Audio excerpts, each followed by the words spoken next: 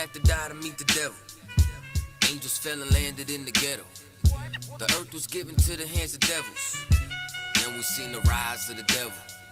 We fell for the lies of the devil. When we got high was the devil. I looked into the eyes of the devil.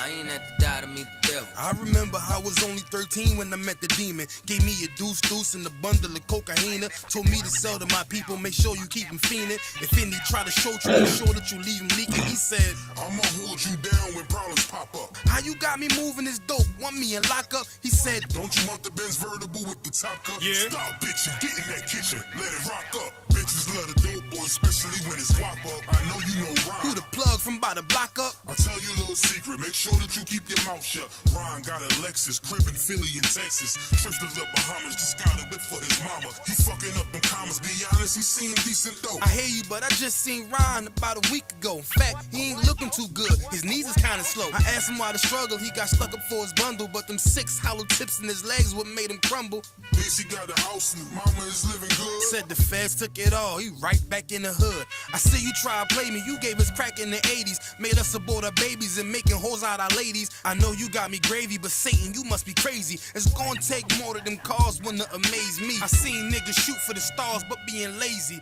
Never get their head at the clouds, so you don't faze me. I guarantee that you gon' regret it, remember I said it. Nah, you could dead it. What you saying, I can't win? Nah, devil, nice try, so until we meet again. I ain't have to die to meet the devil. Angels fell and landed in the ghetto. The earth was given to the hands of devils. Then we seen the rise of the devil. We fell for the lies of the devil. When we got high was the devil. I looked into the eyes of the devil. I ain't have to die to meet the devil. I ain't religious or superstitious, but we've been getting fucked and put to the side like a mistress. Police patrolling why? Because prison became a business. They murder one of ours and they start talking about forgiveness. We think that it's alright because we got public assistance. If this ain't hell, dog, what is this? Where was all lives mattered when they killed Osama? There was no peace talk like the Dalai Lama. Bush dropping bombs saying he gon' bring the drama. They got justice, man, they even caught the Boston bomber. But when we ride, they send the military in armor. When we fight oppression, then our people die a martyr. You reap what you sow, some people call it karma. When Christ return, y'all gon' get this harvest like a farmer. Don't tell me don't bring up the past no more. They still trying to settle the score with a side of Shakur. I changed my life and I'm just trying to live life right. But at night I look behind me and see flashing lights, patting me down. You got nothing that's poking me right. I don't smoke or push pills, I gave up my vice. So Mr. Officer, why you wanna take my life? And your honor, why you gave our homeboy's life? I've been wondering why you shot our homeboy twice. Pussy with a gun screaming out that he got a knife. He came from Habibi's spot, it was chicken and rice. Shit's trife, I'm just giving visuals like Skype. Ask Trayvon, Mike Brown, a Kai Gurley, Eric Garner, Sean Bell, Philando, Alton Sterling, Jaquan McDonald. The white man is so devilish. Ask Hammurabi, he'll tell you who the devil is. The white man is so devilish. Ask Hammurabi, he'll tell you who the devil is. I ain't have to die to meet the devil. Angels fell and landed in the ghetto. The earth was given to the hands of devils. Then we seen the rise of the devil. We fell for the lies of the devil. When we got high was the devil. I looked into the eyes of the devil. I ain't have to die to meet the devil. I ain't have to die to meet the devil. Angels fell and landed in the ghetto. The earth was given to the hands of devils. Then we seen the rise of the devil. I pray for the demise of the devil. Lord knows I despise every devil. I looked into the eyes of the devil and said, I pray you die, every devil.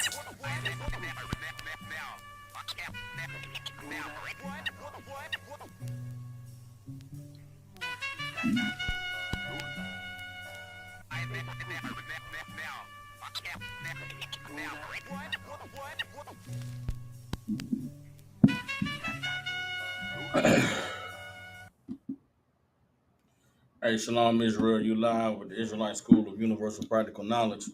Priest and Captain Soccer War holding down the class live from Memphis, Tennessee.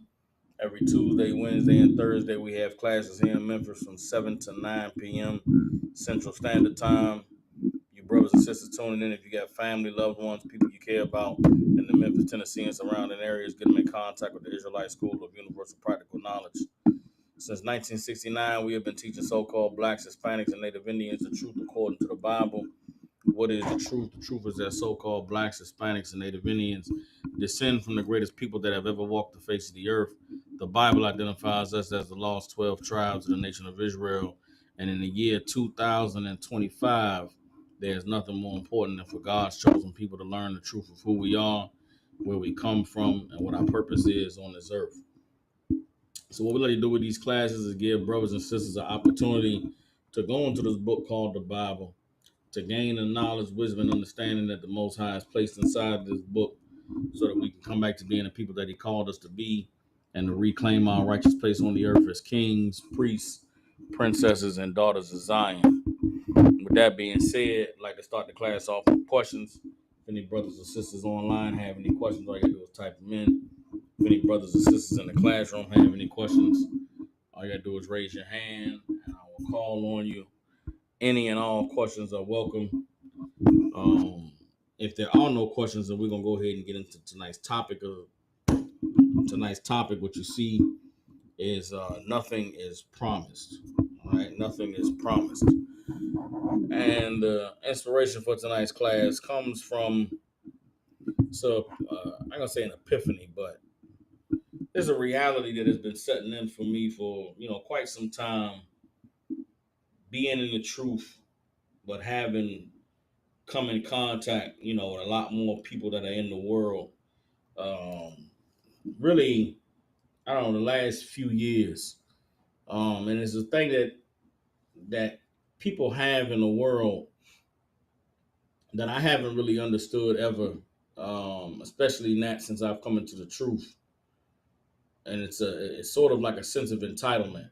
It's a sense of being owed something, or just knowing that something is going to happen because of you think about it so much, or because you believe in it so much. And there's a lot of lies and propaganda that's being pushed on God's people that is causing us to believe in the delusion, causing us to live a life that is not worthy of the blessings and the mercies and the promises that God made to His people. You understand? The Bible is very black and white. The Bible's full of a ton of knowledge and a ton of wisdom. There's a lot that can be gained from reading the Bible and from understanding it. Unfortunately, for most of our people, reading the Bible has never been something that was a priority. You understand? Many years before I came into the truth, growing up, being raised Christian, and in my short time of diving into the church before I found the truth, you get taught about God. You get taught about Jesus. You get taught about, having faith and trusting in God, and believing. And you get taught to, wait on God's, promise, wait on the Lord to answer your prayers. You get taught to, put things in God's hands and trust that He's going to come through. But very rarely outside of the ISUPK are people taught to really read the Bible to understand the true nature of God. Very rarely outside the ISUPK are people taught to read the Bible to get in tune with the reality of the power that we serve.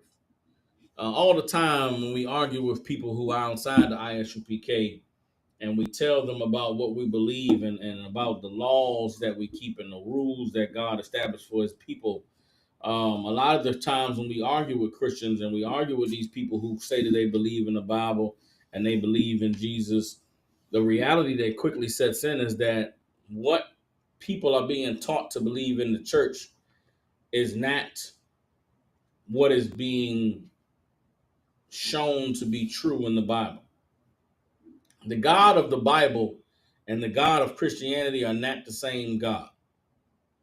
The Jesus in the Bible and Jesus in Christianity is not the same Jesus. Faith in the Bible and faith in Christianity are not the same faith.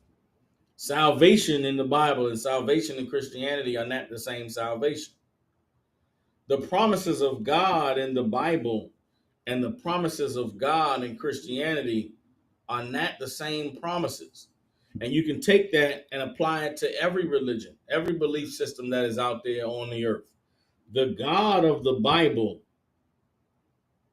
and whatever's being taught by Islam, by Christianity, by the atheists, by Seventh Day Adventists, by Baptists, Episcopalians, and Methodists, and whatever you may think to believe in, it's not the Bible. You understand?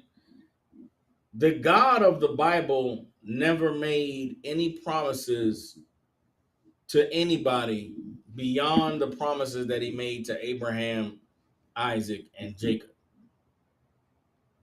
And the promises, let's get what is the promise that God made to Abraham, Isaac, and Jacob. Let's just see what is the truth about God's promise in the Bible.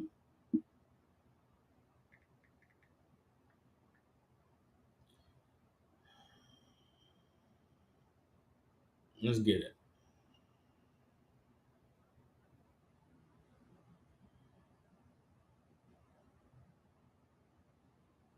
All right.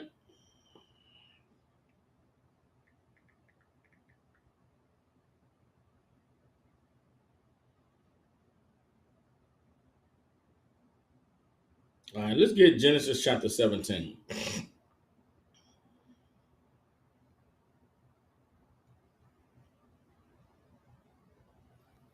get Genesis chapter 17. We're going to start at verse 1.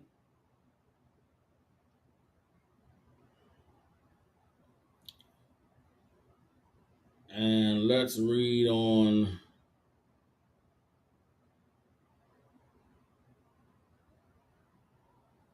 Hold on.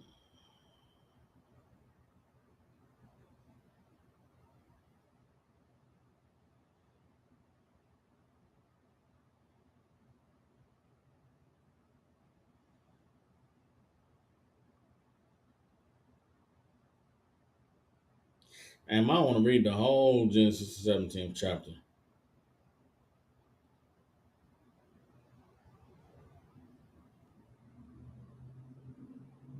All right, let's get Genesis chapter 17. We're going to start at verse 1. All right.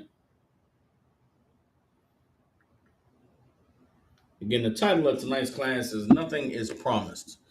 Because in Christianity, our people are being taught that God's promise was for them to prosper and to live amazing and delicious and have riches and wealth and anything that they imagine. If they claim it in the name of Jesus, they can have it. And if they, watch what they say out of their mouths, because the power of the tongue is that whatever they say or they speak, and it makes it a reality and brings it into existence. And it's gotten our people to the point where the superstition of Christianity is so strong that God's people don't want to face the reality of their lives. We don't want to face the reality of the situation that we're in. We don't want to face the reality of the times that we're in. We don't want to deal with the reality that all of these promises and all of these things that we were taught about God in church just aren't true. And so if the things that we have been taught aren't true and they aren't bearing fruit and we aren't able to witness all of these promises that we were told we were going to receive, then where do you go to find out about God? Where do you go to learn the truth? Where do you go to correct all of the mistakes that you've been making because you've been living your life based on false information that you received? You got to get into the Bible, man. You got to open the Bible up and read it and find out, what does it actually say about God? What does it actually say about the promises? What does it actually say about how I'm supposed to be living my life? What should my expectations from life be? If I do the best that I can and become the best person that I possibly can be, what is the reward that I can expect to receive? There's nowhere in the Bible where it says that if you obey God and serve Him, that riches and wealth are going to fall abundantly out of the sky. There's nowhere in the Bible that is promised that if you a woman and you just pray hard and you work hard, that God is going to send you a man and he'll love you and only you and take care of you and your children that you have with another man. There's no promise in the Bible that if you come into the truth and you serve God and obey him, that he's going to give you 2 and 3 wives and they won't argue with you and they won't fight and you'll just have wonderful sex with beautiful women and live a peaceful life. There's no promise in the Bible that if you obey God and do everything he said to do, that there won't be an oppressor on the earth that is here to try you and to torment you and to do all manner of evil, wicked things to really see if you're serious about serving and obeying God. There are no promises from God that anything is going to happen in your life.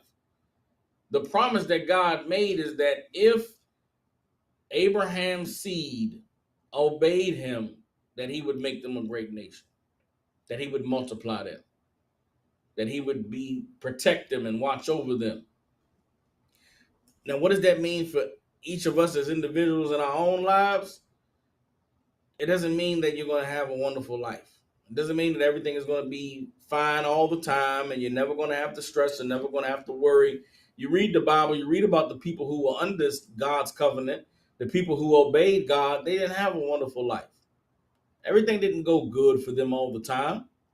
They struggled and they suffered and they were oppressed, and many times they were broken and in hunger and in thirst and in jail and in prisons. But it was their trust and their standing on God's covenant and obeying his word that caused them to get deliverance, that caused them to be at peace. And right now we have all of the conditions of the suffering and the plagues and the punishments from God with none of the comfort and none of the peace, because we don't even have the knowledge that the way that we get ourselves right in the midst of our dark times is by obeying God. Genesis chapter 17, verse 1. It says, and when Abram was 90 years old and 9, the Lord appeared to Abram and said unto him, I am the Almighty God. Walk before me and be thou perfect. The Most High came to Abraham at 99 years old and said, I'm the Almighty God. Walk before me and be thou perfect. At 99 years old, God appeared to Abraham and said, be perfect.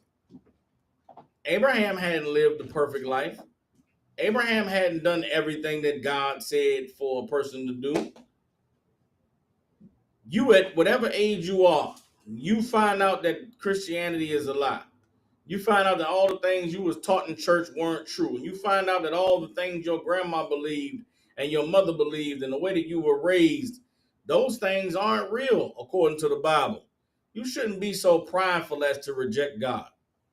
You shouldn't be so prideful as to say, well, to hell with, because you find out your religion is a lie, you just say to hell with God. You throw God away and throw the Bible away. You'll never even face the correction that you need, because when your belief in Christianity is destroyed, you'll throw the Bible away too. The Lord came to Abraham after he lived a long life on the earth. And the Lord said to Abraham, walk before me and be thou perfect. Let me keep reading. Verse 2, and I will make my covenant between me and thee, and will multiply thee exceedingly. And Abraham fell on his face, and God talked with him, saying, as for me, behold, my covenant is with thee, and thou shalt be a father of many nations. Neither shalt thou name any more be called Abram, but thy name shall be Abraham, for a father of many nations have I made thee.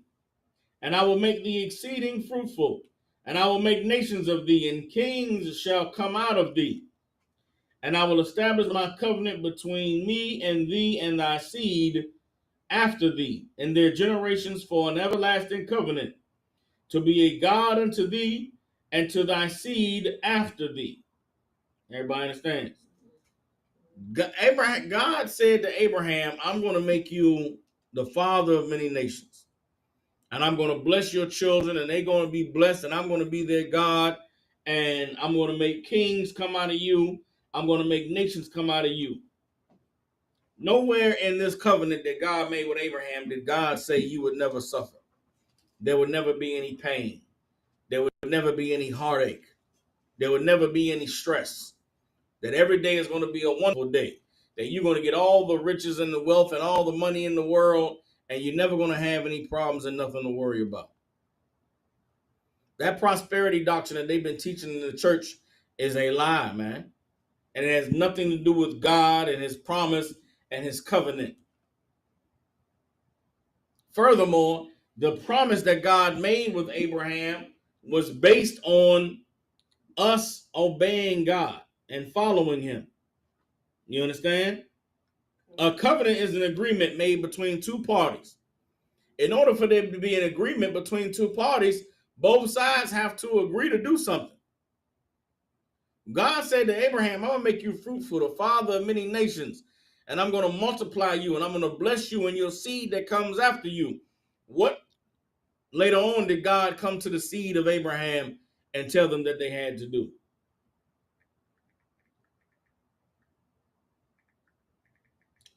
Let's get it. Give me hold up.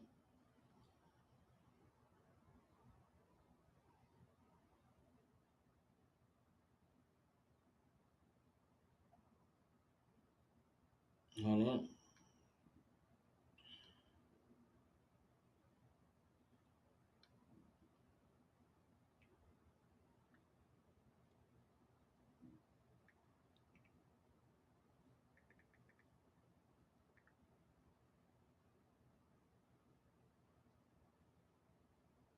Bear with me.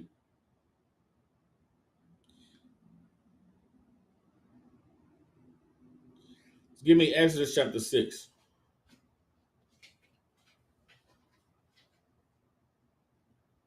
Let's get Exodus chapter 6.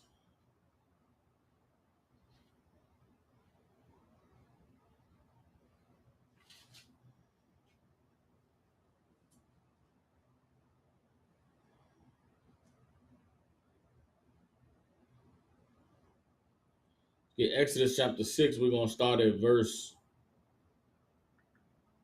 2. Exodus chapter 6, starting at verse 2.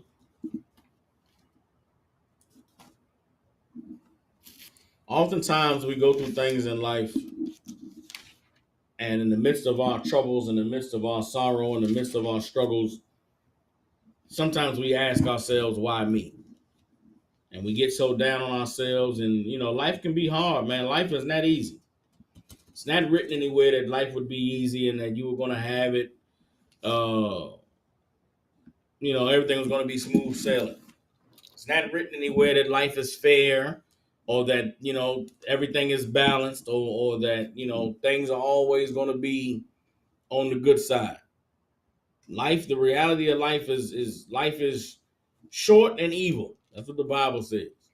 Life is short and full of evil. All you can pray for is that the Lord will lead and guide you through this short and evil life. Guide you into resisting temptation, guide you into fleeing evil, guide you into being freed from the oppression that so many succumb to. But there is no promise that life would be anything other than what it is, which is an opportunity for you to prove your loyalty and your dedication and your service to the Most High, who has given you life. Anything beyond that, Lord be with you. But that is not what that reality is not what is being expounded in church. That reality is not what is being taught to our children. And if we don't teach it to our children, then they won't be able to teach it to their children. And right now, the failure of church in the black community is there is a present generation of black people who are fully entitled and believe that they are owed something that they are not. They are looking to receive something from life that life does not have to give them, that life never promised them that they would have. And it is because of the failures of religion that our people don't know the truth about God, don't know the truth about life, and don't know the truth about the nature of the struggle of life. Nothing has ever been promised to any of us. The only promise is that being God's people, if we obey the Lord, He'll be our God. And being our God means that what? We'll have an opportunity to live a good life. But living a good life does not mean there won't be down times. Does that mean there won't be bad days? Does that mean there won't be any suffering? Let's keep reading. This is Exodus chapter 6. We're going to start at verse 2. It says, and God spake unto Moses and said unto him, I am the Lord. Right? You read that in Hebrew, it says, I am Yahweh. And I appeared unto Abraham, unto Isaac, and unto Jacob by the name of God Almighty. When the Most High appeared before Abraham, Isaac, and Jacob, he referred to himself as God Almighty, or the Most High Power. Everybody understands. But by my name Yahweh was I not known to them. He never gave them his name. He gave them what they needed, which is I'm the Most High Power. He never told them his name Yahweh. Verse 4, and I have also established my covenant with them to give them the land of Canaan, the land of their pilgrimage, wherein they were strangers.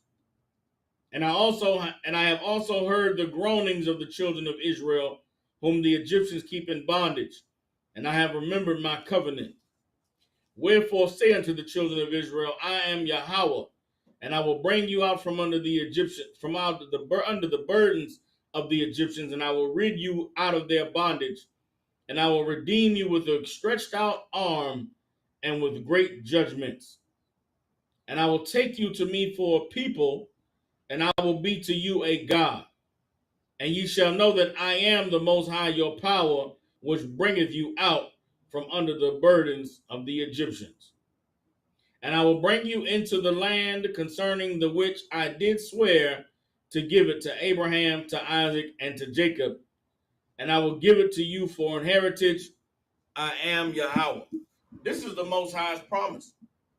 The promise he made to Abraham, Isaac, and Jacob was that I would greatly multiply your seed. And I will be with them and one day make them a great nation, and I will be their God, and they will be my people. Everybody understands? This is the promise that was made by God.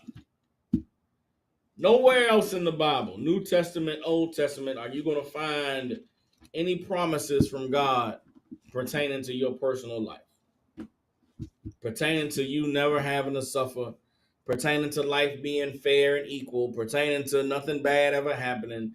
That reality just isn't in the Bible. The belief that obeying God and believing in God means everything good and wonderful is going to come into your life is not real. That is not true. You understand? Get Matthew chapter 6, verse 11. Let's go to Christ in the New Testament. Christ is the greatest among us, right? Christ is the Son of the Most High. He came here from the Most High to be an example to us, right? So if anybody knows God or understands life and the nature of life, it would be Christ. Let's see what Christ taught us about life and about what we could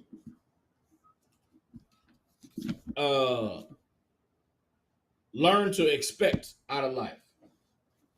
See if Christ, when he taught us to turn to God and to pray to God, if he taught about prosperity, if he taught about everything wonderful happening in your life, if he taught about, living some easy, sweet, wonderful life where everything goes your way.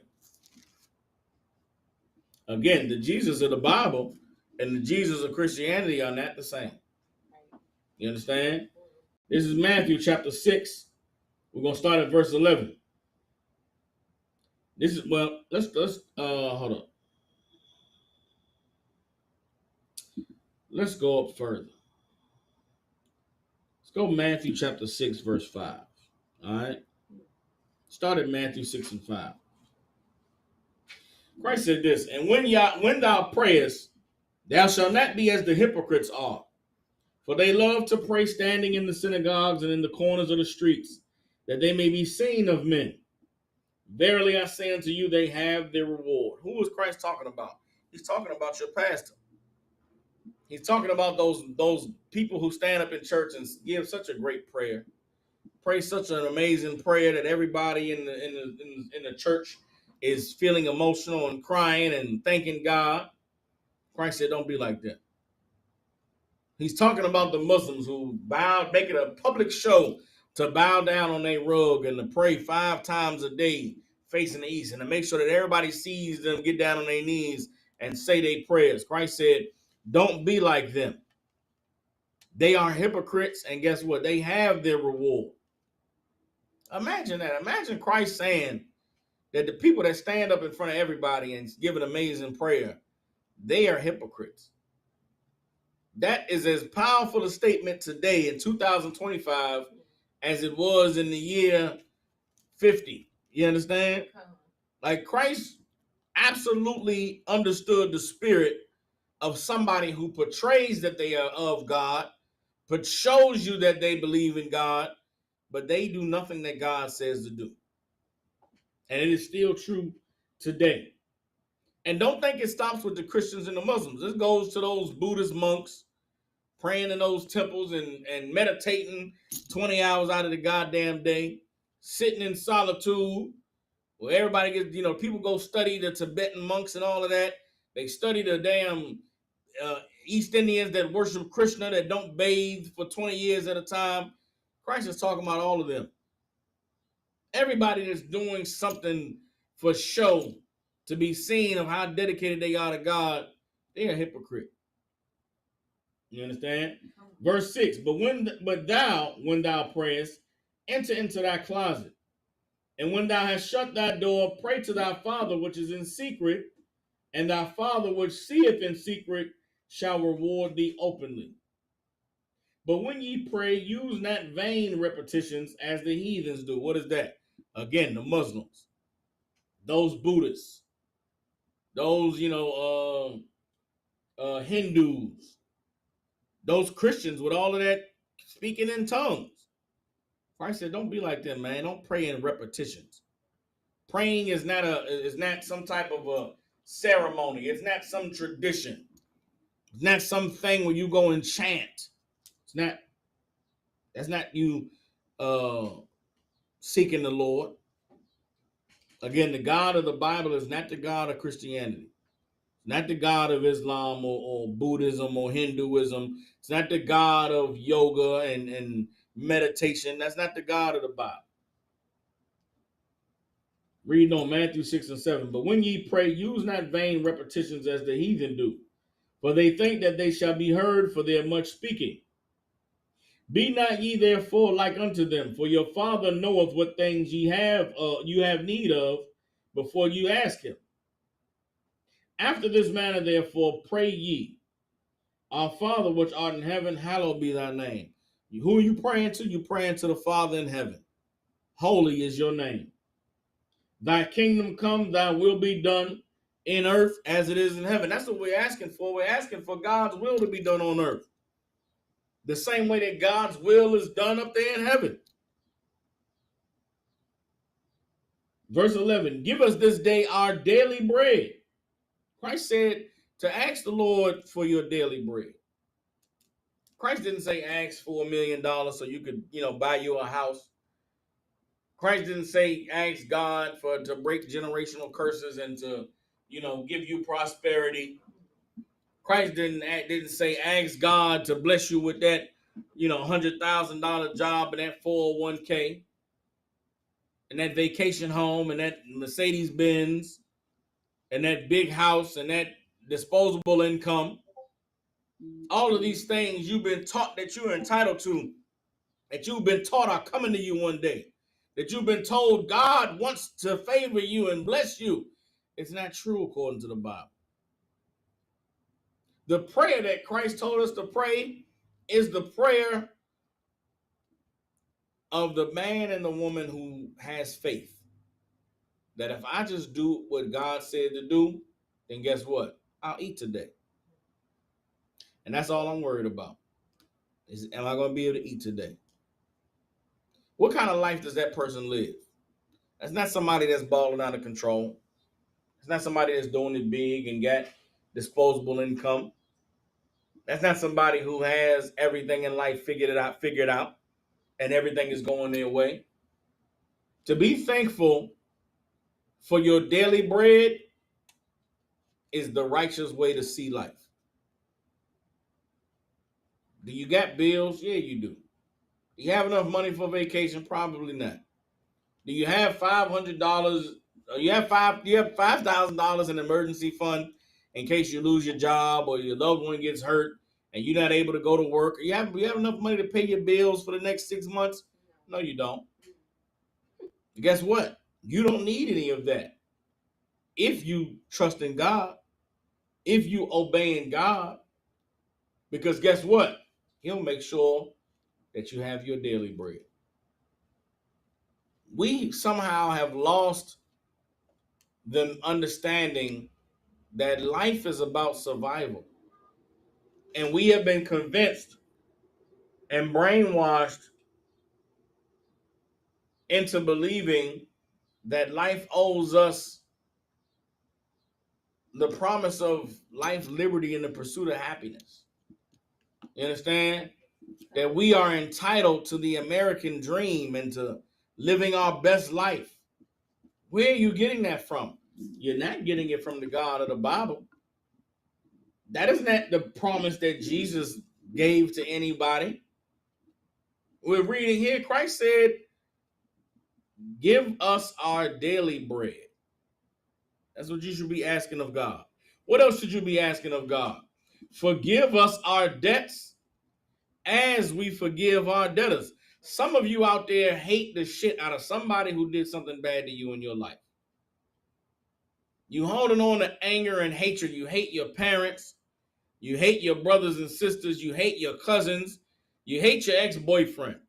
You hate your baby daddy. You hate your baby mama. You hate, you're full of hate and anger and resentment. And you won't let it go.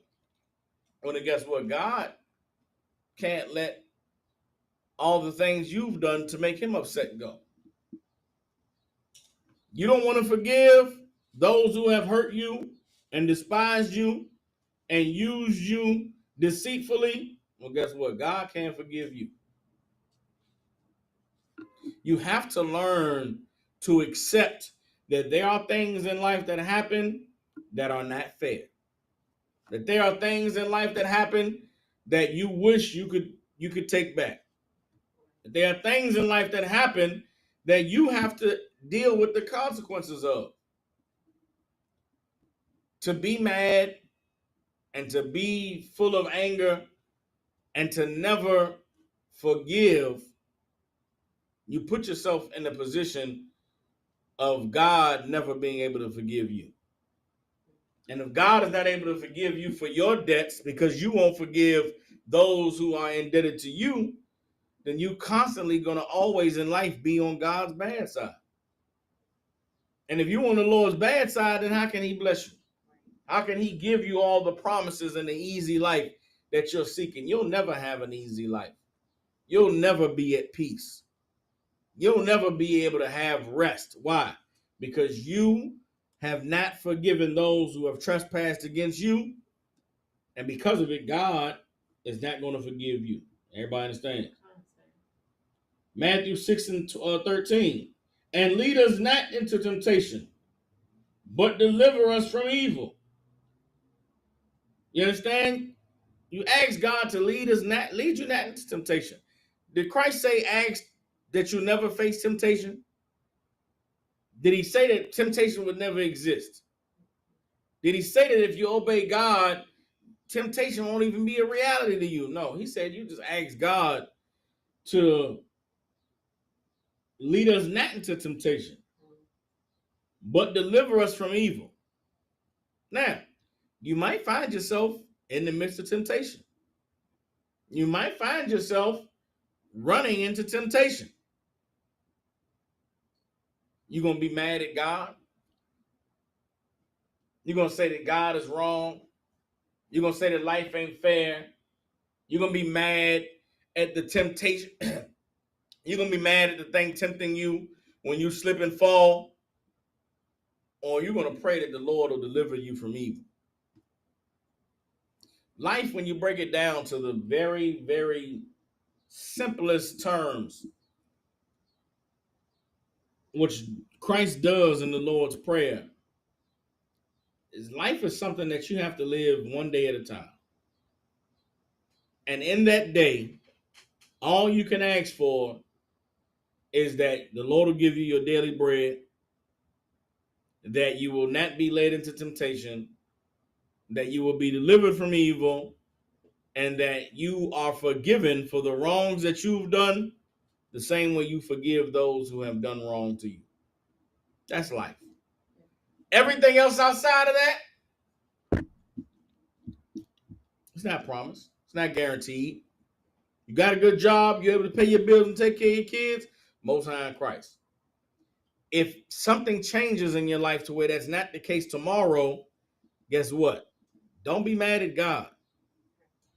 Don't curse the Lord and say it's evil or the Lord forsaking you. That, whatever period you face yourself going through in life, it's just a part of life. And you've got to accept it. And the more that the more that we learn of the true nature of God, a lot easier life will be when things don't work out in the fairy tale manner that you imagine they would. At one point, we were all children, and we had a dream, and we had a fantasy, and we had an idea of what our life was going to be like when we got older. Then you actually got older, and you know what you learned? That life you thought you was going to have when you were a kid was a child's imagination, because that is not real life. What you thought about life when you was a kid, it's not real life. That is not how it works. All the things you were taught about life as a child, you grew up and realized, I was taught a bunch of bullshit. Excuse my language. All the stories, all the movies, all the books that you read, all the things you were taught about life, you grew up and your life is nothing like any of that shit you was told about. And you know what? One day you wake up and it hurts. And it's hard. And you say, damn, I wish somebody would have told me about real life. Right. I wish somebody would have told me about the world and how it actually is. That's what we do in the ISUPK every day. The job of the men of God is to prepare God's people for the reality of life. The reality of life is nothing is promised. You get out what you put in. Your responsibility and your duty is to obey the Lord, to do what he said to do. And in return, he'll bless you. But there's no specifications on what that blessing looks like. There's no guarantee that blessing doesn't come with pain, that blessing doesn't come with temptation, that blessing doesn't come with a trial, that it doesn't come with pain, that it doesn't come with hurting. Who are you to think that God owes you a perfect life?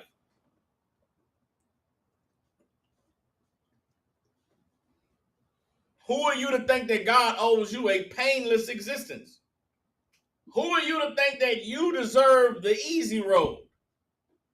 Who promised you that? Who told you that? What have you done to deserve the easy road?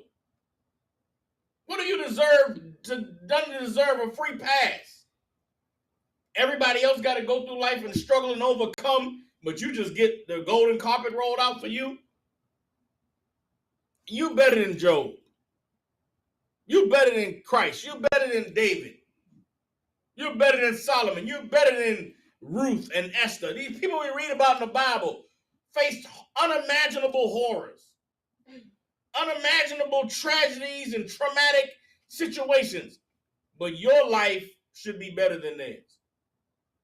Nah. That is not the truth. That is not God. That is not reality. The reality, life is hard, short and full of evil.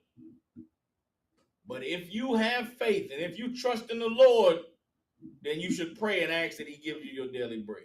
You should pray and ask that he forgive you your debts as you forgive your debtors. You should pray and ask that he lead you not into temptation and deliver you from evil. And then from there on, accept whatever comes your way.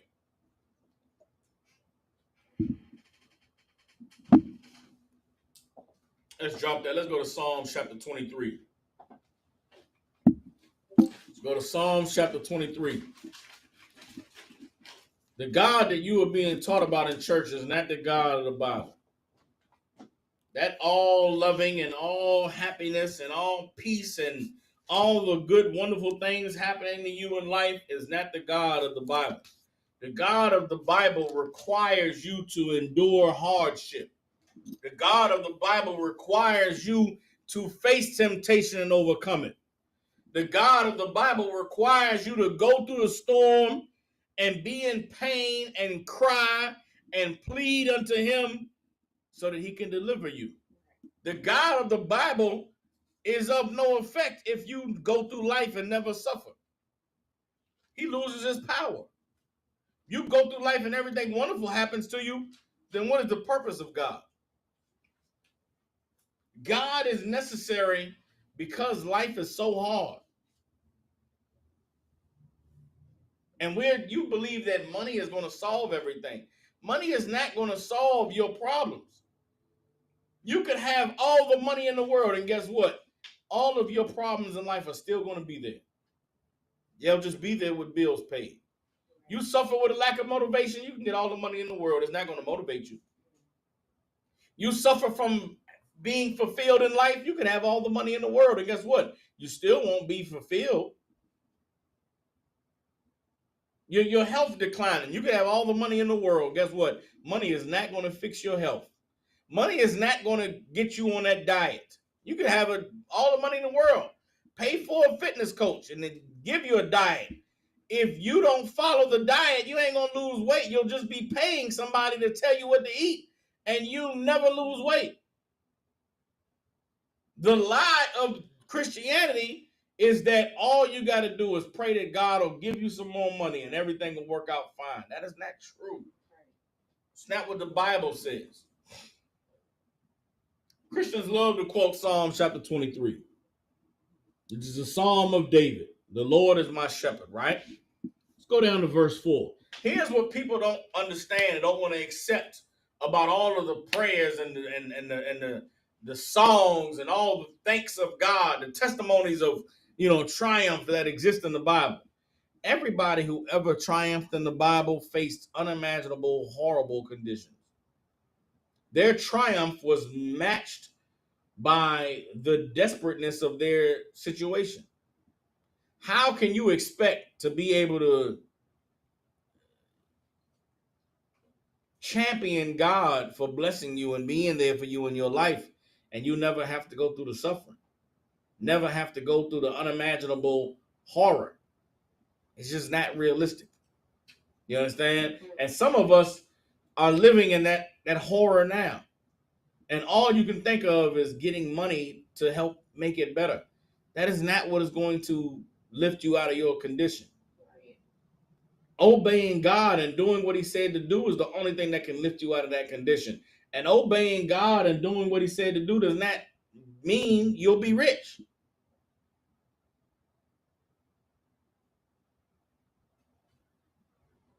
We're in Psalm chapter 23. We're going to start at verse 4. Here's what David said about the blessing and the protection of God. He says, "Yea, though I walk through the valley of the shadow of death, I will fear no evil. For thou art with me, thy rod and thy staff, they comfort me." You understand? Now, David, because he had faith, guess what? He was not afraid. David, because he had faith, he was comforted by God's rod and by God's staff. But why did David need to be comforted? Why did God need to have a rod and a staff to comfort David? Why did David need to not be afraid because God was with him? Because David was walking through the valley of the shadow of death. The valley of the shadow of death is like, if you ever seen The Lion King, the valley of the shadow of death was like the elephant graveyard that Simba was in after his dad died. That's the valley of the shadow of death, meaning what? You are in a dark place and all around you, people are dying. That is life in America. That is life here in Memphis, Tennessee. It's life in Mobile, Alabama, and Birmingham, Alabama, Baltimore, Maryland, Philadelphia, Pennsylvania, Newark, Delaware, Los Angeles, California, Riverside, California, Inglewood, California, Baton Rouge, Louisiana, New Orleans, Louisiana, Houston, Texas. Give me some more places. Phoenix, Arizona, Little Rock, Arkansas, Denver, Colorado, West Palm Beach, Florida, Pittsburgh, Pennsylvania. Give me some more. New York City, New York, San Francisco, California, Oakland, California, Washington, D.C., Spokane, Washington. Where where you from? Fort Wayne, Indiana. You understand? That is the valley of the shadow of death. All around you, people dying, overdoses, getting shot, police killing them, going to jail, getting robbed, getting set up, baby mama drama, all types of horrible, niggas getting deported left and right, ICE snatching people up, making them disappear. You are walking through the valley of the shadow of death. That's life. Guess what? God can be on your side, though. You can not be afraid of the evil. You can be comforted even though you're in the valley of the shadow of death. And what else can take place in the valley of the shadow of death? Let's keep reading. Verse 5, thou prepared a table before me in the presence of mine enemies. Thou anointest my head with oil, my cup runneth over. That can happen in the valley of the shadow of death. That the Lord could prepare a table before you in the presence of your enemies. There are people that hate you and want to use you, want to take advantage of you, see that you good-spirited, good-hearted, and they want the worst for you. Guess what? If you obey God and you serve him, then guess what? You ain't got to be afraid of them. You ain't got to worry about them, the evil things that they have imagined against you. The Lord will prepare a table before you in front of them. What does the Lord prepare a table for? For you to eat good. You understand? And eating good doesn't mean you're going to be rich. Doesn't mean you're never going to have to worry about you're not going to have no problems in your life. You will eat good, though. You understand? That's all that anyone should be asking for, should be hoping for. Anything beyond that, it's not a guarantee.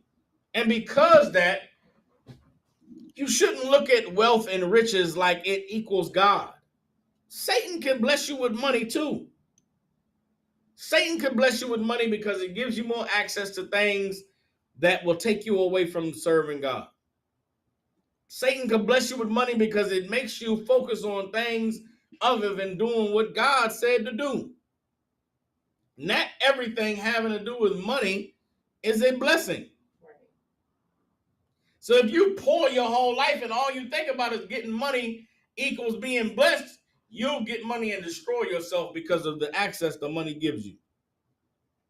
The only thing that we need, being poor and being broken and being oppressed, is the truth about God. That is what is going to help us. That is what is going to heal us. That is what is going to get us out of the condition that we are in. David in Psalms 23 was in the valley of the shadow of death. He didn't complain. He didn't cry. He didn't say, why am I in this valley? He said, no, I'm in the valley, but you know what? The Lord is with me. Right. I ain't got to worry about nothing because I know I'm doing what I'm supposed to do. He didn't question, why am I in the valley? You know what? Nobody in this Bible that suffers the things they suffer ever questioned why. There's one man that questioned why in the Bible, and it was Job. Job questioned, why me? Why am I suffering these things? Why I got to go through this? Why did Job question? Because Job knew he did everything he was supposed to do. Who among us can say that we can take Job's position? What have you done in life to never have to suffer anything? What have you done in life to never be tempted, to never be tested? And when your test comes, is your test the test of Job? Your struggle in life isn't, man, I was rich and had everything, then I lost it all. And now my health is failing me. My family is dead and gone. My woman who I love turned her back on me, and nobody is there for me. I'm by myself in this world. None of you can say that. Especially not if you're in the truth. You found yourself in here. Don't dare disrespect the work that these men and these women have sacrificed their lives to do by being in here and saying you alone. By being in here and saying ain't nobody in your corner. Being in here, if you in the truth and you hungry, shame on you. Because why you ain't called somebody and said, Salakia, man, my money is short. I need to put in a monetary request. If you in the truth and your bill's not being paid and you not telling nobody, shame on you. How dare you be under the watch and the protection of men of God and you don't tell somebody that your money is running short and you need help on some bills. If your electric getting cut off, your cable ain't working, shame on you for not reaching out to your camp leader and letting somebody know about your situation. How dare you embarrass us and shame us and make it look like we aren't doing our job as men of God to let people suffer and they supposed to be under our protection. Shame on you. You too goddamn proud to open your mouth and talk about your problems and your struggles and your worries.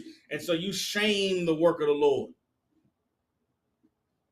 None of us can complain about anything that God sees fit for us to go through.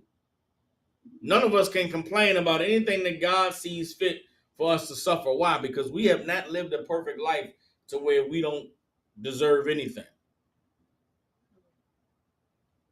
The fact that you don't have the struggles of Job is a blessing. You should count yourself blessed. The fact that you do have family and people who love you and care about you, you could pick up the phone and make one call and any problems you have can be addressed.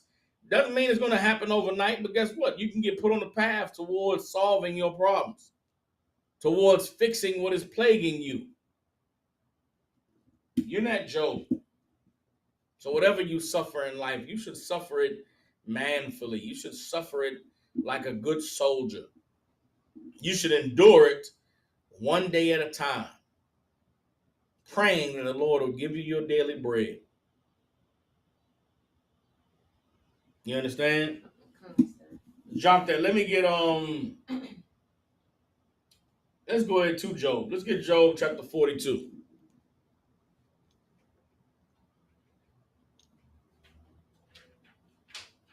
If you know somebody, being in the truth, man, I'm gonna get another scripture after this, after we get Job. Being in the truth makes it so difficult dealing with people in the world. Because being in the truth, your perspective changes so much that the audacity and the pride and the entitlement of someone in the world, it can really anger you. And it can shock you that there are people who really believe that they are owed something out of life, that they are entitled to something that you ask them, who told you that you would receive that? The question doesn't even register to them. Never in a million years. There are people who never in a million years have imagined that they're not going to be rich one day. There are people that never have imagined that, in their life that they would not live the fairy tale happily ever after life. You know what I'm saying? There are people who believe that one day everything is going to be perfect and fine. And all of their dreams are going to be come to reality, and all their prayers are going to be answered perfectly the way that they envision them being answered. And it's like, who told you that?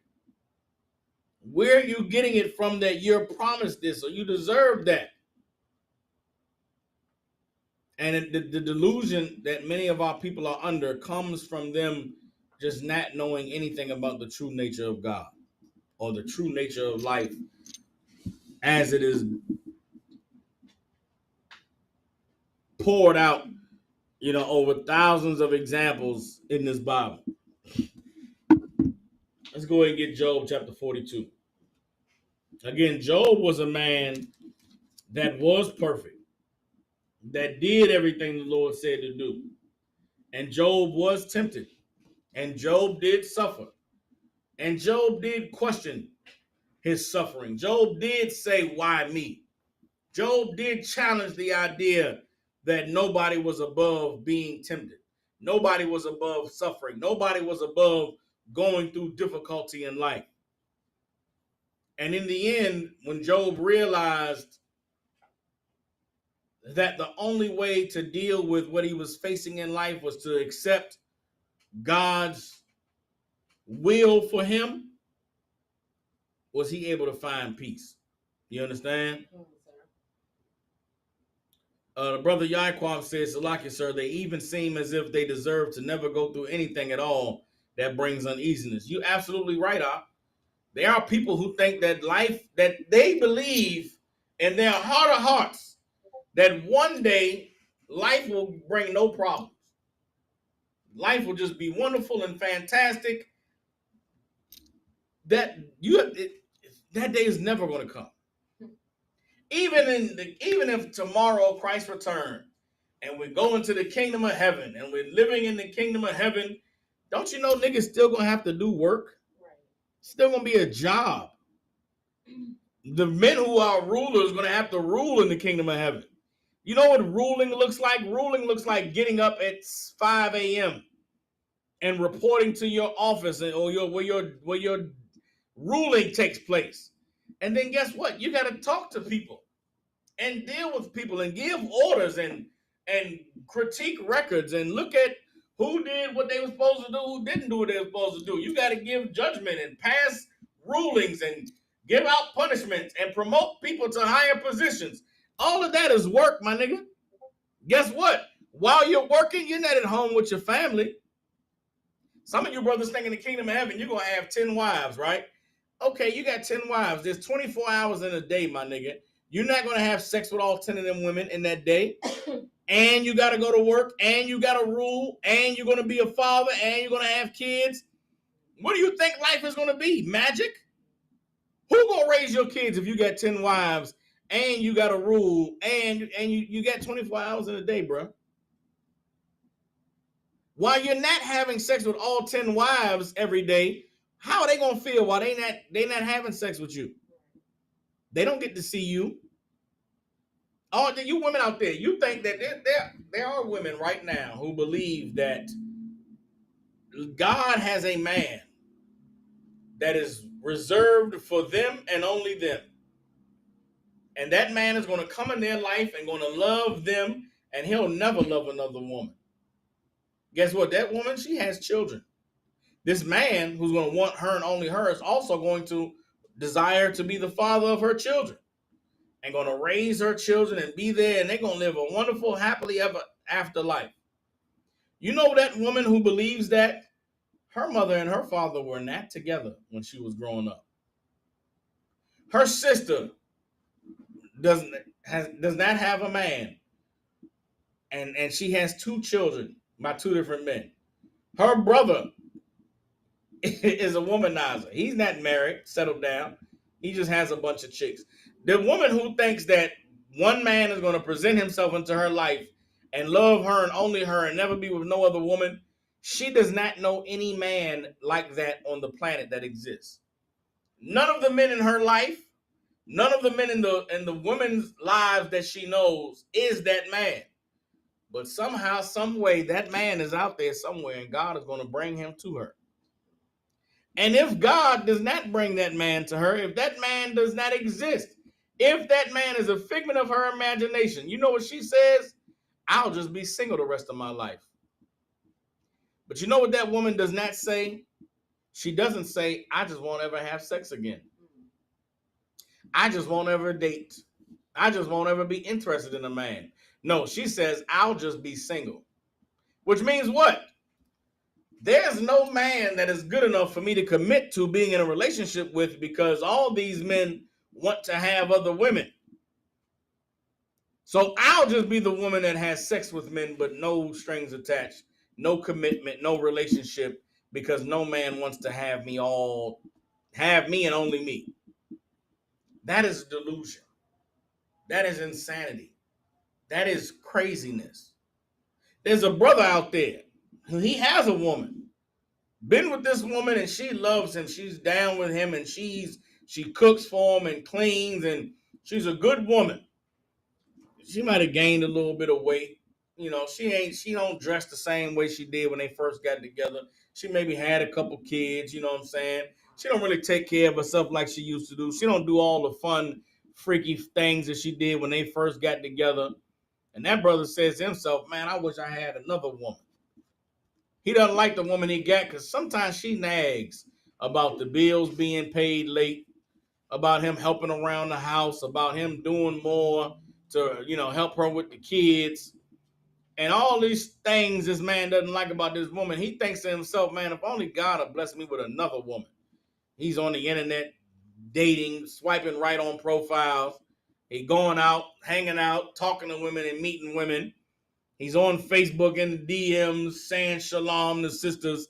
And all he can think is, man, things would be so much better if I just had me another woman. You know what that man does not say to himself? He never says to himself, the problems I'm having with this one woman are going to be double once I get another wife. If I can't manage keeping this one woman happy, if I can't manage being satisfied with this one woman, if I can't manage getting my life in order and being a father to my children and a husband to my woman and a priest to the people of God and doing my job and my duties and my responsibility, handling the slavery and the little bit of money I got to manage my bills, and if you can't do that with one woman, somehow in your mind, having two women is going to be easier. Because God said a man can have more than one woman. Brother, you are playing yourself. You are out of your mind. Yes, God said a man can have more than one woman. Are you entitled to that, though? Have you earned that? Have you deserved it? What accomplishments do you have on display to say, yeah, I could be a man of two women, of three women. I could love them and lead them and talk to them and guide them and make sure that they have everything they need. And I could work my slavery and pay my bills. And I could be a father to my children. And I could fulfill my duties and responsibilities as a priest of God. Yeah, I can do all those things at the same time. Nigga, do you know how much work that is? Do you know how much stress that is? How much trouble that is? There's no days off. You can't call out from being a husband. You can't call out from being a father. You can't be too tired to be a priest of the Lord. But God said man can have more than one woman. So you run it up. You are delusional. You are out of your mind. You're not entitled to it. It's not a promise. That's why you never have it. That's why it doesn't work out for you. Now, if it does work out for you, Most High in Christ, if you are deserving of it, then you will have it. If you are capable of maintaining it, the Lord will give it to you. But it doesn't mean it'll be a free ride, that it won't come with pain and heartache and frustrations and anger. Having one woman is challenging to your manhood. Why? Because if you got a good woman, she's going to require you to be better. If you have a good woman, the man you are today is not going to be good enough 2 years from now. Why? Because in those 2 years, she's going to grow closer to you and learn more about you. And she's going to see that you can be more, that you can do better. And guess what? You're going to have to give her more. You're going to have to do better. And if you don't, she's going to challenge you. The challenge ain't going to be, oh, nigga, it's not going to be a nag. It's not going to be an argument. It's not going to be a fight, but it's going to be a disappointment, a letdown that she has. And you're going to feel it. You're going to see it. You're going to know this woman sees me and knows that I should be better. And you're going to feel it inside yourself. I should be better. I should be doing more. The Lord has blessed me and given me this opportunity and given me this and that. And I should be better for myself and for this woman and for our children. Brother, if you don't put in the work to be better, then you're going to be miserable. And it's going to be, life is going to be hard. And you're going to be in a dark place. And you know how you get out of that? The Lord, trusting in the Most High, asking him to give you your daily bread, praying that he would forgive you your debts as you forgive your debtors, praying that he would lead you not into temptation, but deliver you from evil. That is the reality of life. Everything in life is it's constant work. It's no days off. It's no resting. It's no easy periods. You gotta be fighting and pushing and grinding. And if you ever think that there's going to come a day where that's never going to be the case, you are not living in the real world. You're not living in reality. Everybody understands? Job, in his questioning of God, when he got to the point where he realized the truth about life, Job was able to accept what God showed him. Let's get Job chapter 42, verse 2. You understand? We'll start at Job 42 and 1. It says, Then Job answered the Lord and said, I know that thou can do everything, and that no thought can be withholden from thee. God knows everything, and there's no thought that you can withhold from God. You think the Lord don't know what you're going through? You think he don't know your suffering? You think he doesn't know your hardship? The Lord knows everything. The fact that you have the hardship, the fact that you have the struggle should give you peace in knowing the Lord is still with me. The Lord sees what's happening. He knows what I'm dealing with. If I stand with him, then guess what? It's all going to work out. But knowing it's going to work out doesn't make it any easier while you're in the present moment of going through what you're going through. Everybody understands? Verse 3, who is he that hides counsel without knowledge? Who hides counsel without knowledge? What does that mean? To hide counsel without knowledge, meaning what?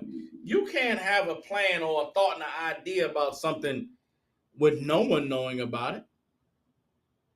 You ever heard the term man plans and God laughs? That's this. You got a plan. You think it's without knowledge? You think God don't know what your plan is? You think God don't know what you're trying to do? He knows. Everybody understand? Who is he that hideth counsel without knowledge? Nobody. Nobody can hide counsel without knowledge, right? Therefore have I uttered that I understood not. Job acknowledged, man, I said things that I didn't understand how wrong I was in saying them. I uttered that I understood not, things too wonderful for me, which I knew that. Job realized, man, I said things, I imagined things that were too wonderful for me. I questioned above my pay grade.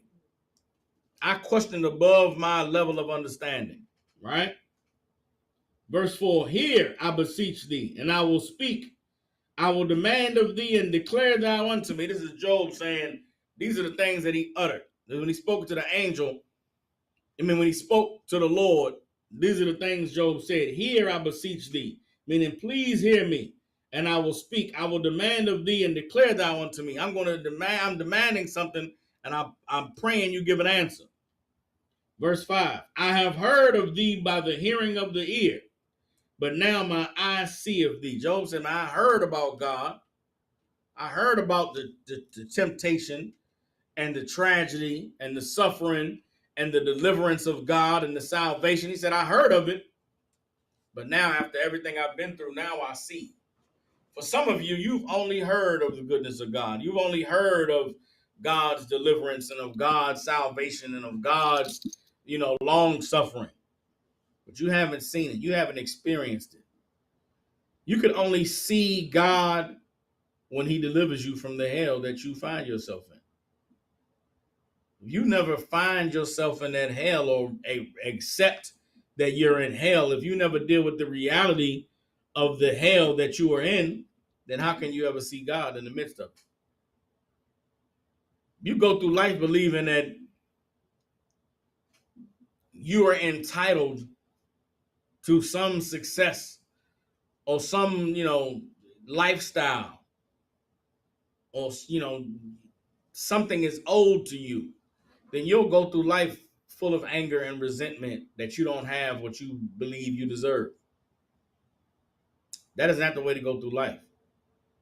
The way to go through life is to be thankful for what you have, to be appreciative of what God has given you, to be appreciative of having and being able to endure and suffer and go through the things you've gone through. If you're constantly looking at life based on what you don't have, as opposed to being thankful for what you do have, then you'll never be able to receive God. Because rather than being thankful for the small blessings, you'll ignore that and say, God ain't real because he ain't giving me what I asked for. And if you think about your life and people who you know, there are some people who absolutely live their life angry at the world because of what they don't have, rather than being thankful to God for what they do. Everybody understands? The only way to truly see God is to be thankful for the things that you have, not to be angry and mad about the things that you don't.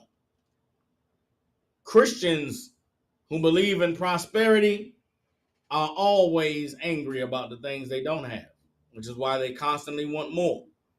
There is no blessing that is a blessing enough. There is no amount of money that is money enough. There is no level of living that is good enough, because they always want more. They deserve better. They got one house, they deserve two. They got two houses, they deserve four. They got enough money for one vacation, they should have enough money for three. That is the consumptuous lifestyle of someone who doesn't recognize the blessing of God. The blessings they have are not enough, which is why they got to go and get more. Job said he heard of God, but now he sees him in the midst of everything having been taken away from him. In the midst of losing everything, losing his health, but still having his life, Job was able to see the Lord is with me.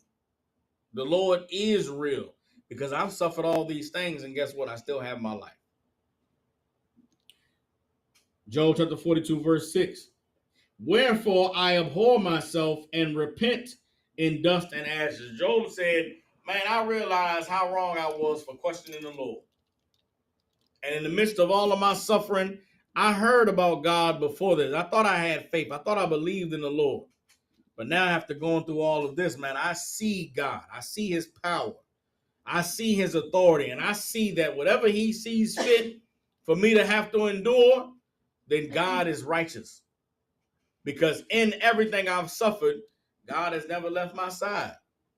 Job said, I abhor myself because I questioned God. I abhor myself because I doubted God. I abhor myself because I thought I was above any suffering. And I repent in ashes, meaning I repent in sadness because of the audacity and the pride I had to question God. And it was this statement, this realization that Job had, that made the Lord restore everything that Job had lost. Job overcame his test in the day that he acknowledged, I was wrong for questioning God, man. I should have never opened my mouth and said, why me? Rather, I should have accepted that the Lord's will be done in my life and be thankful that I still had my life. We cannot be any different. We cannot go through life expecting for everything to always go our way, for everything to always be peaceful and wonderful, and for us to always be happy. That is just not reality. It's just not how life works. Man, woman, child, whatever tribe you're from, wherever you're living, there is no promise from God that life is going to be easy. You understand?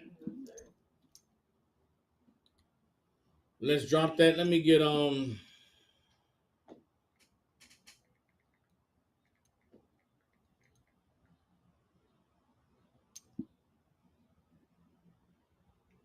on.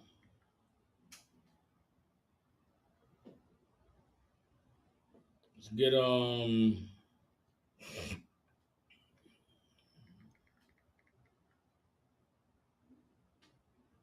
hold on.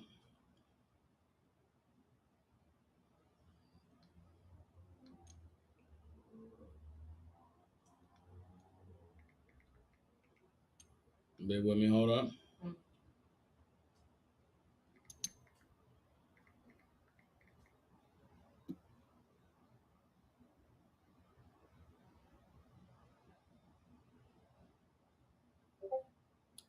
Give me bear with me.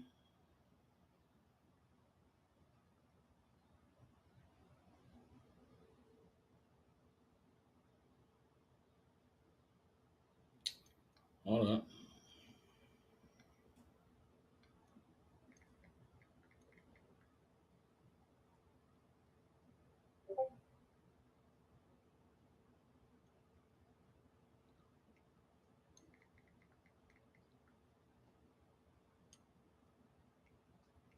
Let's go. That's what it is.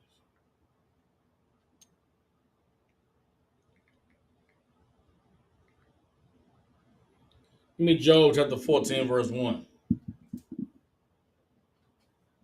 Let's get Job chapter 14, verse 1.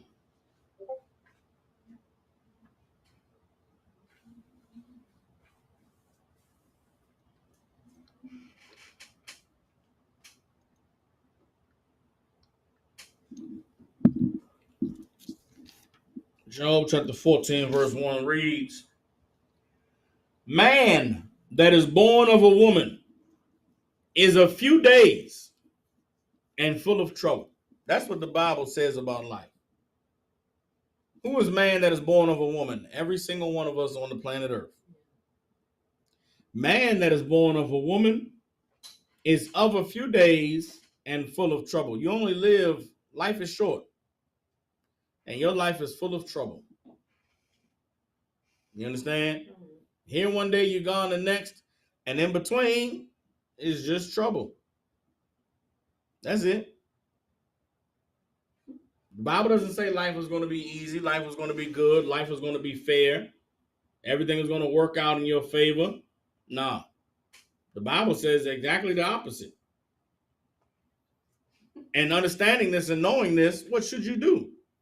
You should pray and ask the Lord to give you your daily bread, to forgive you for your debts as you forgive your debtors, to be with you and comfort you as you walk through the valley of the shadow of death. So, like you said, you was going to say something? Nah, Salaki Cap, let's just decide.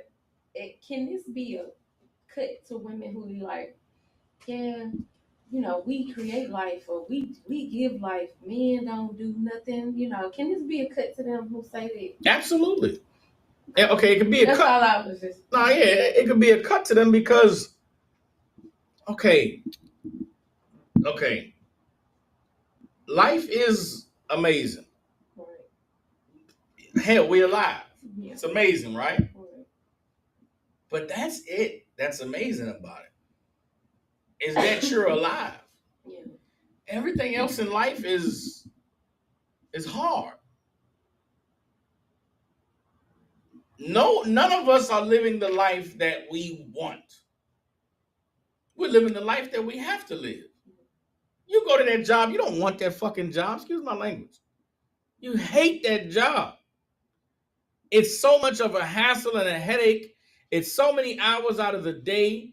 It takes you away from the things you want to do, but you have to do it.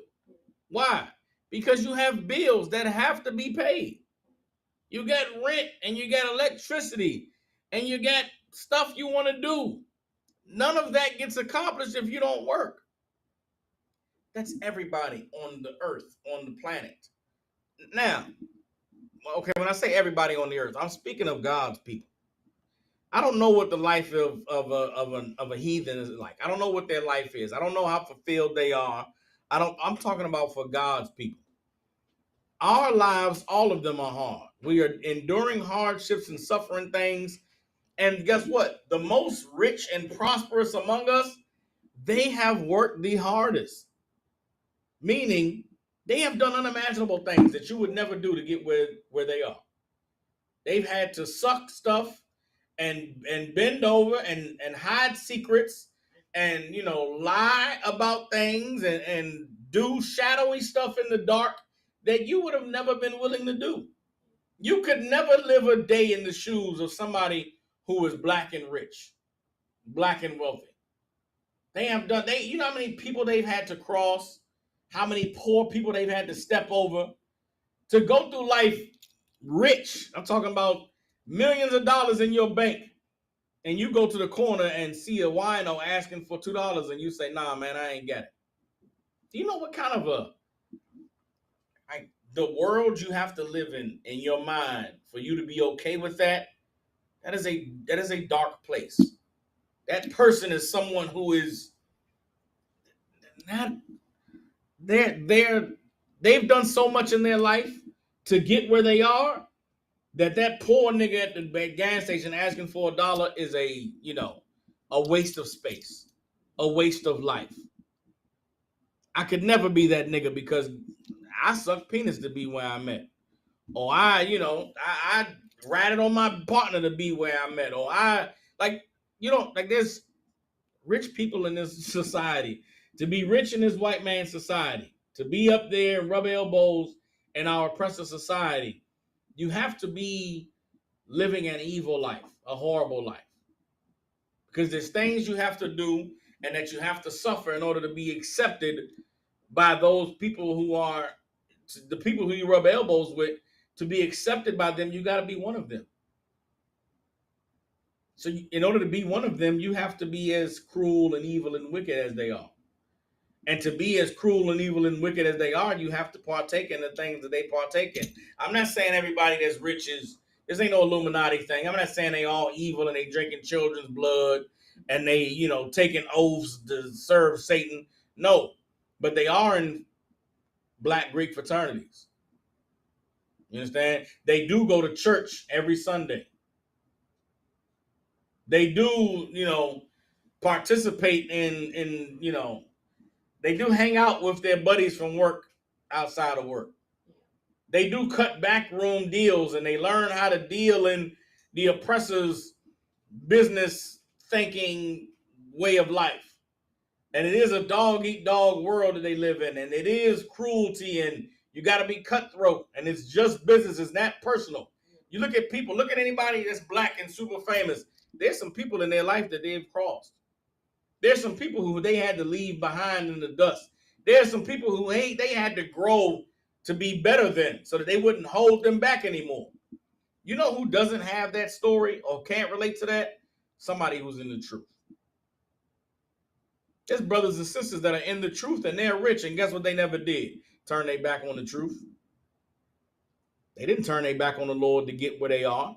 They didn't turn their back on the Lord to be able to have the wealth and the success that they've experienced.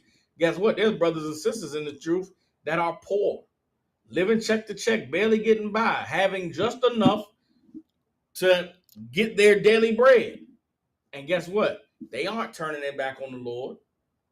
They aren't forsaking life for a better opportunity. No, they're standing with the Lord and they're enduring and they're getting what they deserve. To be someone who is rich and wealthy and doesn't have a care in the world, the pain and the heartache and the hardship that they have to endure, it's not fit for us. You understand what I'm saying? That's why the rich basketball player who makes generational money to set his family up for success, his son is a homosexual. His daughter is a whore.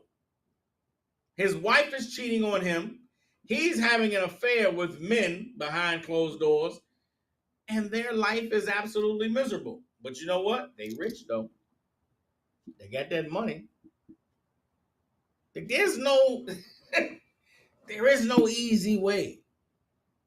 There is no golden ticket. There is no free ride in life. And there is no promise that life is not going to be hard. That is a lie that has been taught to us by religion, by Christianity, by the pastors who peddle the delusion and the lies of our oppressor. You understand? Let's drop Job chapter 14, verse 1. Let me get 1 Timothy chapter 6, verse 7. 1 Timothy chapter 6, verse 7.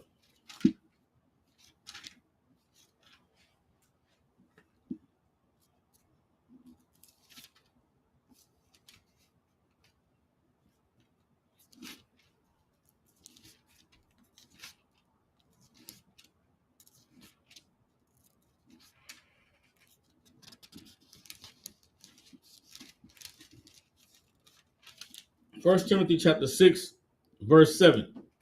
No, 1 Timothy chapter 6, verse 6. Well, no, Timothy chapter 6, verse 7. We brought nothing into this world, and it is certain we can carry nothing out. That's a statement in and of itself. You in your life miserable because of the things that you don't have, not accepting or realizing that you came in this world with nothing. Life is very temporary, man. And whatever your condition is that you are in right now, it is a very temporary condition. You up top, you up right now. You winning and got everything, and life is wonderful and amazing, and there's no drama, there's no turmoil, suffering, there's no pain. Guess what? That is temporary. You at your lowest point in life right now. You broke, you don't know how you're gonna pay your bills. Your woman is mad at you. You and your husband beefing. You don't have anybody to comfort you or to love you or to tell you it's going to be all right. Man, it's so miserable and your back is against the wall. Guess what? That is temporary. That's going to pass very, very soon. What you should remember is you came in this world with nothing. You know what else you should remember? Let's keep reading. 1 Timothy 6 and 7. And it is certain we can carry nothing out. So you come in this world with nothing, and when you die, you take nothing with you. Verse 8. And having food and raiment, let us be therewith content. Then guess what? You know what should be enough for you? Having food and clothes. As long as you're not bucket naked, as long as you have your daily bread, what are you complaining about? What are you so sad for? What are you so disappointed about in life? For remember, Abraham was 99 when the Lord said, follow me and be perfect. Walk before me and be perfect. What are you, 21, and you didn't get to go to college and you got a baby and, things ain't working out with your baby mama and what, life is over now? She going to put you on child support. And know what? Your life is not over. Stop whining and crying and being so sad and woe is me. How about you get on your job and be about the business of doing what God said to do so your condition can change? Because you came in this world with nothing. If you got food and clothes right now, then guess what? You're doing a lot better than you did when you came into this world. And you're doing a lot better than where you'll be when you leave this world. Everybody understand? Verse 9, but they that will be rich fall into temptation and a snare, a trap. They that will be rich fall into temptation and a trap, and into many foolish and hurtful lusts, which drown men in destruction and perdition. Those people who sit around worrying about how much money they don't have, worrying about all the things that they can't do, worrying about all the places that they can't go, they fall into many hurtful and diverse lusts. You want to know how a woman becomes a whore on a stripper pole or selling vagina on the internet or selling vagina on the streets? I live in Memphis, Tennessee. It's certain streets you ride down, you see prostitutes out in the summer heat It's baking right now. There's a place I can go and watch women with their full butt cheeks out, getting in and out of cars, doing sexual favors to strange men, and you say to yourself, how did they get there? For the love of for the because they want to be rich. They don't want to work that 9 to 5 job. That's too hard to get, living check to check. To work a warehouse job and get paid once a week. Nah, I'm getting that fast money. I'm getting that good money. I want to live like the bitches on the videos. I want to buy me a bag and do this and do that. That's why they sell them vagina, because they fall into many diverse and hurtful lusts. You understand? There's a man that he wants to be a pimp. He a pimp. He the reason why them women out there selling vagina. He in their ear telling them, yeah, baby, just stick with me. We're going to do this and we're going to do that. And you say to yourself, how did this man become so low down that he lives his life day by day, lying and abusing and gaming women up to get them to sell their body so that he can have a little bit of money to do what? Ride on some rims, or live out of a hotel, or go city to city to events so that he could, make some money to eat steak and go to the club because he wants to be rich. He's fallen into many diverse and hurtful lusts. You understand? There's a brother that's selling drugs. He out there, he's taking a drive, 5 hours away, meeting someone down by the border, and he's taking $20,000 and he's buying a key of raw powder cocaine.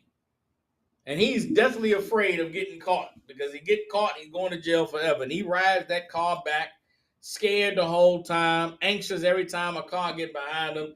He gets back home, and then he got to take that cocaine and cut it up and cook it and turn it into crack, and he chopping it up, and he's trying to find somebody to buy it. And he's doing all of this while he's trying to take that $20,000 and turn it into $70,000.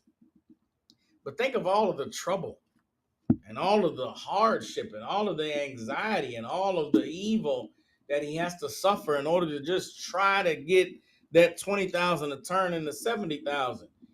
Because he wants to be rich, he's fallen into temptation and a trap and many foolish and hurtful lusts. There is a way of life that is going to cause you to suffer. And it is the way of life of not being thankful of what you have, not being appreciative of what God has given you, but rather looking beyond that and chasing after what you feel you deserve. Chasing after what you feel you are entitled to or what you are owed. And the Bible says you will fall into temptation and a snare, and into many foolish and hurtful lusts, which drown men in destruction and perdition. You understand? Verse 10, for the love of money is the root of all evil. The Bible doesn't say money is the root of all evil. There's nothing wrong with having money.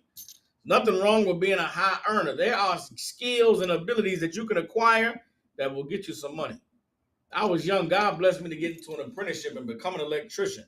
At any time in my life, even right now, the one eye, if I needed to, I could go be an electrician. And I could make enough money to take care of my family. I could make enough money to be able to feed my daughter and put clothes on my back. And I would be content with that. You understand? Nobody could say, oh, look at him. He paying all his bill. He living a good life. He must be evil. No. There's nothing wrong with money. But it is the love of money. It is the desire of money. It is the need of more money than what you need. It's a want of more money than what you need that causes you to do things that go against God to get it. And when you love money more than you love the Lord, then you will do whatever you have to do to get the money, and you won't do what you have to do to get God. Everybody understand? For the love of money is the root of all evil, which while some coveted after, they have erred from the faith and pierced themselves through with many sorrows. I've known men in the truth who left the truth to get money. So many brothers that I knew who the Lord was with, they was in the truth, had conversations about some business or some career path or some desire that they was chasing to be successful. But man, I can't do this and be in the truth. It'll hurt my business relationships. It'll hurt my ability to be able to get money. It'll hurt my ability to conduct business if I reveal that I'm in the truth and I serve the Lord and I'm in the ISUPK. And I never understood why you had to leave the truth to work this job. You can't be priest and officer so and so and be your slave name on your job. How does what you do serving the Lord affect your job as a consultant for this law firm? Why can't you do both? The oppressor gets to be Jewish and work at his job. What is him to be Jewish mean? It comes with a lot of biases and a lot of views towards other people that are absolutely damaging. How can you be a lawyer and Jewish and lawyer for black people? That's a conflict of interest. Guess what? Somehow they're able to do it. You see, they able to do it, but you in your mind can't, I can't be an Israelite and work this government job. Nigga, why not? What about the government says you can't believe in God? You're just looking for a reason not to serve the Lord. You're looking for a reason to choose money over the Lord. Here's what these brothers and sisters know. They know they can't do both. They know they cannot work this corporate job in this evil world, doing deals and passing, doing deals and advancing a program that goes against the well-being of the poor and the needy. You understand? In order for them to be able to have wealth, so they sacrifice. They sacrifice their love of God in order to go get this money, man. In order to have that job, in order to be have a peace of mind that they'll never have to lose their money because of their belief. They'll just trade in their belief. I've known cats who was in the truth, and because of identifying as brother so-and-so in the ISUPK, he felt like his business wasn't thriving. And so a deal came up.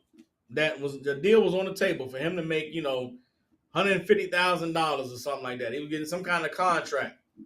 And he said in order for him to get this contract, he was going to have to leave the school.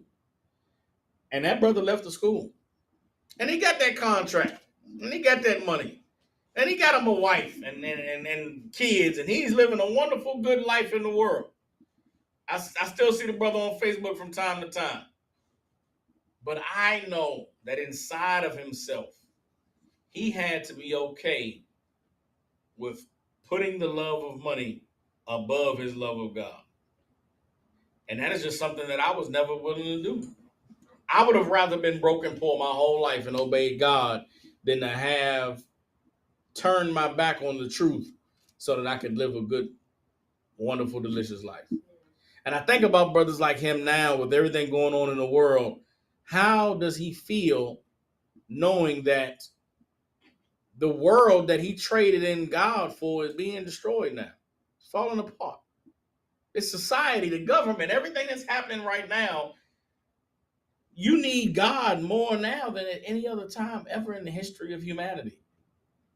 If you don't know God, then what do you put your trust in?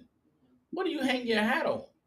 If you're somebody that's been chasing the American dream, you look out now at the landscape and you look at the economy and the tariffs and the trade wars and the falling value of the dollar. How do you have peace and sleep good knowing this place is falling apart? You have to believe that it's not falling apart. You have to believe that everything is going to be all right and everything is going to work out. And I live the American dream, and I'm a God-fearing American, and I'm a citizen, and I got my papers and the 14th Amendment. Like, you got to believe in the lie of America if you don't believe in the truth of God. And religion is designed to teach you that the lie of America is something you can put your hopes and your trust in. God is showing us every day that lie is not, is that the reality of our lives is that we believe a lie. And God is doing it because he wants you to turn to him and accept the truth about life and the truth about this world and the reality about who you are and the reality about your life. The reality is that life is not easy. Nothing is promised to us. The only promise is that God said that if we obeyed him and kept his commandments, that he would be our people. I mean, that we would be his people. And that he would watch over us and protect us and he would multiply us. But God did not promise that we would never have a bad day. God did not promise that everything in life was always going to be all right. God did not promise that we would not face temptations and face hardships or face oppression. And so now in the midst of it, we should not be complaining about what it is that we're going through. Everybody understands? It's Ecclesiastes chapter 1, verse 18. And understanding this makes it so that when you encounter people in the world, you can have compassion on them. Because being somebody who knows the truth and knows the Lord, talking to somebody in the world who is having their expectations shattered by the reality of life can make it hard for you to pity them, hard for you to feel bad for them. There's so many people that I talk to and I encounter, and they have an expectation out of life that is so set in a lie and a delusion that to argue with them and fight with them over the truth is just too much. I got too much going on in my life to argue and fight with you over why none of this shit that you think you deserve is ever gonna come your way. God didn't put us here to shatter everybody's, dream of their life. When you encounter somebody who has an expectation out of life that you know isn't realistic, you ain't gotta argue with them. You ain't gotta fight with them. You ain't gotta tell them. You'll never get that. There's a lot of women I talk to and I meet, and they say they want a man to be only with them and them alone, and they man gonna come in their life and take care of them and they 3 children and raise their 3 children and be their father, and he ain't never gonna have eyes for another woman, and he ain't never gonna be with anybody but them. I don't even argue with that sister and say that nigga does not exist, bitch. You never gonna get him in life. I just say, okay, Most High Christ. Well, I pray the Lord delivers that man, and then I disappear from that woman's life and never talk to her again. There's brothers who believe that they're gonna be a millionaire one day and they're gonna make it big rapping or making beats or working at McDonald's. They're gonna be the manager one day and they're gonna start their own company and have their own business and they're gonna make $1 million. I don't say you don't have the work ethic. You don't even have the drive or the focus or the discipline to do any of that shit. I just say, okay, Most High Christ. Well, Lord be with you, man. You gotta make a plan and man, Lord, maybe it'll happen. But for every one of those people that I encounter, there is a sadness and a grief that I have to suffer in my chest because, Lord, please, when they find out the reality of life and what their real expectations should be, I just pray that you're with them so that they don't crash out. You understand? Ecclesiastes chapter 1, verse 18 says, "For in much wisdom is much grief, and he that increases knowledge increases sorrow." You understand?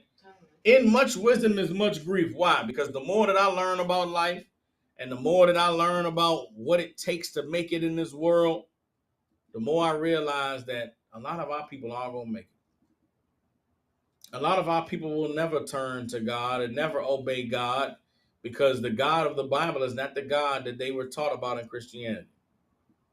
And when they hear the truth about God, they reject it. Because hell no, there's no way I'm going to live a life where prosperity isn't promised to me. There's no way I'm going to live a life and believe in a God that doesn't do everything that I ask him to do when I ask him to do it, because that's the God that I was taught about in Christianity. And I feel sorry for those people because the more wisdom I gain, the more I realize that so many of our people will never accept God. You understand? As I increase in knowledge, the more I learn, the more I experience in life, the more I go through my own struggles and my own difficulties, keeping it together and managing my life. I think of all the people who live in that la la land of everything is going to be all right and everything is going to work out and one day I'm going to have everything that I asked for. And I say, man, I thank the Lord that he delivered me from that lie when he did.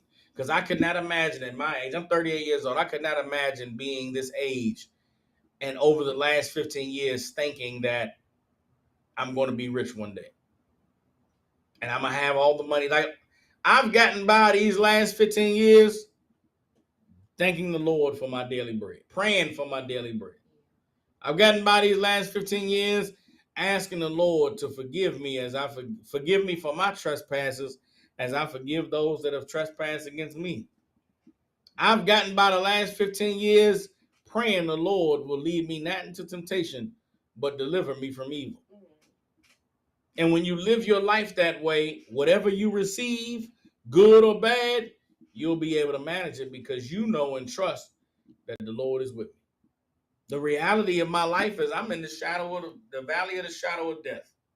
But you know what? I don't fear the evil because the Lord is with me. There are some people who don't want to realize they're in the valley of the shadow of death. There's some people that don't realize that they are in a world full of evil. There are some people that don't realize that they are living in a life and living in a world where none of the shit that they are praying for is going to come their way because none of that shit they're praying for was promised to them. Excuse my language. And when the reality sets in for them that everything they've believed is a lie, everything they've prayed for is never going to come their way, everything that they think they're entitled to or they deserve is never going to manifest itself, that is going to be a hard day for a lot of people. And I pray that on that day the Lord be with them. For those of us who know the Lord and who know the truth, accept that nothing is promised to you except that if you obey the Lord and serve him, that he would be our God and we would be his people and he would multiply us and he would protect us and watch over us. That is a very broad promise. And it doesn't dwindle down to every day of your life being a good day, to everything in your life working out the way that you expect it to, and you being entitled to receiving all of the things that you desire in your heart. The reality is that man who was born of woman is of a few days and full of trouble. And as Christ taught us, we should pray that the Lord will give us our daily bread. And with that, you should be content. And with that, we're the Israelite School of Universal Practical Knowledge out of 1 West 125th Street in Harlem, New York. Since 1969, we have been teaching so-called blacks, Hispanics, and Native Indians the truth according to the Bible. What is the truth? The truth is that so-called blacks, Hispanics, and Native Indians descend from the greatest people that have ever walked the face of the earth. The Bible identifies us as the lost 12 tribes of the nation of Israel. And in the year 2025, there is nothing more important than for God's chosen people to learn the truth of who we are, where we come from, and what our purpose is on the earth. With that being said, you brothers and sisters have family, loved ones, people you care about in the Memphis, Tennessee, and surrounding areas. Get them in contact with the ISUPK. You understand? We got a school here in Memphis at 3000 Walnut Grove Road. Again, 3000 Walnut Grove Road. If you go on Google, ISUPK Memphis, there's a number you can call to get counsel, to get help, to get assistance with anything you may be struggling with in life. And with that,